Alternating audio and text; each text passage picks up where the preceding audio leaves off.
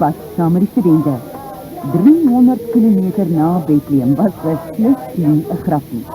Maar teen die tyd het elkeen hoe om te sit en te lees.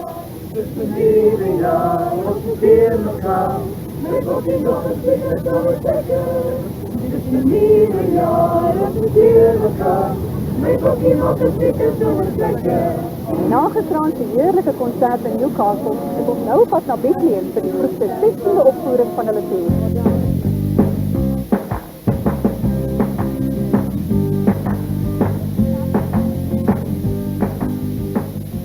In Bethlehem aangekom, moet daar van vooraf afgepak en opgeslaan word.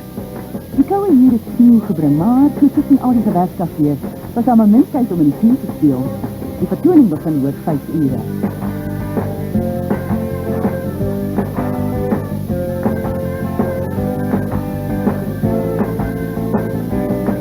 Tyd om te begin. So teen 6 uur het die klomp dames wat heerlik gerus het by die skool aangekom en begin met die groot taak van verandering.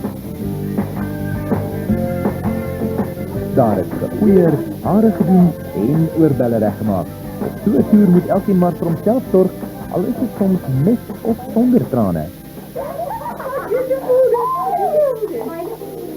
By die mans is daar nie net muscles gewys nie. Party van die dames het seker gemaak dat hulle mans reg aangetrek is. Al het dit partykeer gepaard gegaan met die nodige rolwange.